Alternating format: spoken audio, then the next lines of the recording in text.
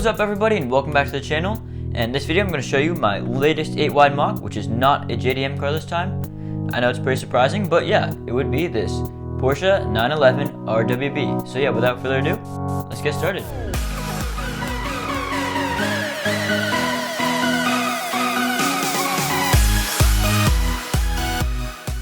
So yeah, after a little bit of research, I basically found out that RWB, or RWB Begriff, basically stands for Rough World Understanding in English. And yeah, basically it was founded by a guy called Akira Nakai in Japan.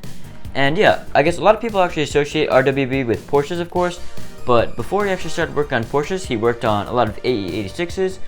And yeah, that's really how he got started into cars. And then once he got his hand onto a Porsche, basically the story tells itself at that point.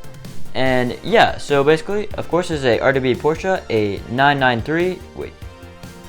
Actually, I'm pretty sure this is a 930. Yeah, I'm not too familiar with Porsche models, but yeah, basically a Porsche 930, which is basically the first Porsche he worked on, I'm pretty sure. Basically, they're all hand-built, which makes them pretty rare, but also a bit controversial because basically he has to cut up the original Porsche bodies to make these RWB ones. But yeah, I think they're pretty cool, and that's basically why I built this one. So yeah, now that you know some of the backstory about RWB, now let's talk features of this model. Yeah, I guess I'll start out with the most obvious features. And yeah, those actually wouldn't be the ones that come stock on the Porsche, but it would be the ones that basically RWB adds. So yeah, I guess I'll start in the rear with this big wing, which is probably one of the most iconic RWB features. And yeah, the funny thing is, I actually didn't go with one of those ridiculously oversized wings that some of the RWB Porsches actually do have. And yeah, it's kind of funny because on a lot of my other cars that actually come stock with small wings, I actually put bigger wings on them. But yeah, I went with a little bit of a smaller one because, I don't know, I think it looks a bit better in my opinion. And yeah, I guess that brings me to the sides, which of course you can see these bulged fender flares, which might actually be more iconic. And yeah, I think it did a pretty good job with smoothing it into the body, and yeah, I think it definitely incorporates pretty well.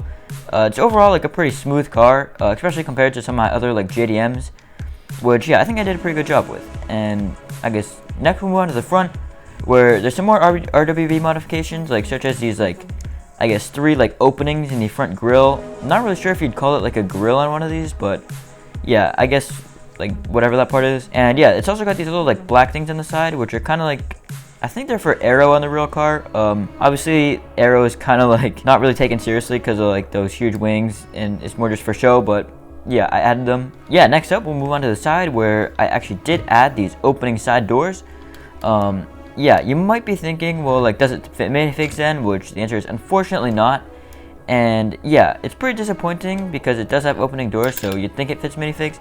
But the reason it actually can't is because, as you can see on this roof here, basically the bottom is actually 4 studs wide, meaning that the seating for minifigs can only be 4 studs wide at max, which is only good for seating one minifig, which I thought wouldn't really look that good, so I just went with a more detailed interior. And yeah, I think it looks fine. Of course, still a bit disappointing, but yeah, not the worst. And yeah, so I'd say that's just about all the features of this car that are, I guess, meaningful to talk about. And yeah, with that said, I'll now move on to the build tutorial of this car. So if you want to build it, stay tuned.